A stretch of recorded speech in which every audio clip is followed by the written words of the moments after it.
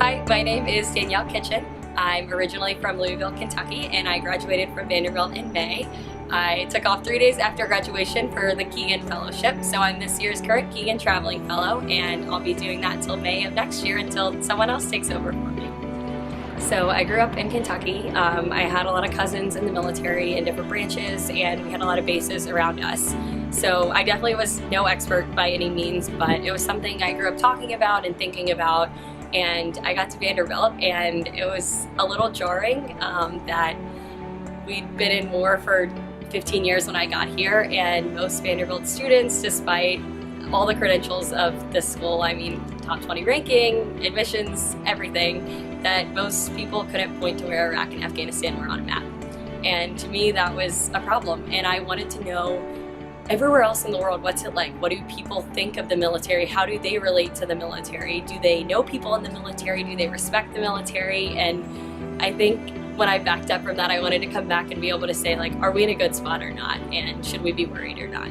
First of all, I activated every friend I've ever had in my entire life, and I said, I want to go to these 25 countries in the next year. Who do you know there? Or who do you know that knows someone there?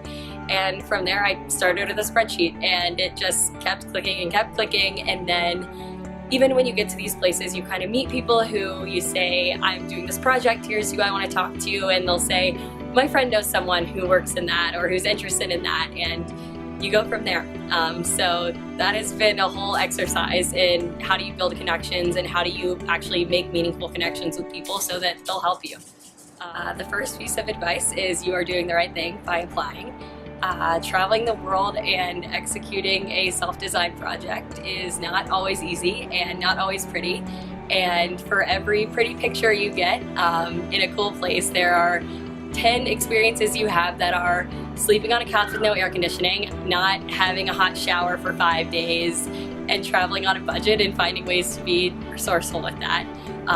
But it allows you to grow in ways that I am not positive you can get otherwise at this age. I mean, you learn, who am I and how do I find myself and how do I stay grounded moving to all these places? And it allows you to see not just like the world, but the people of the world and the different cultures, and it gives you such a robust appreciation of all of those things in a way that I don't think you can really get stateside.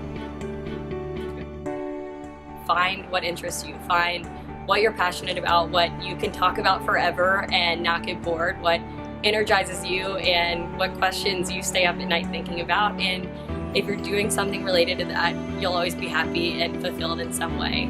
And even if that's not, I don't know exactly what career that'll be or what path that leads me down, if you make some professors or mentors or even older friends above you that will challenge you and support your growth, that's the best thing you can have. And those are the people who will help you through all of those.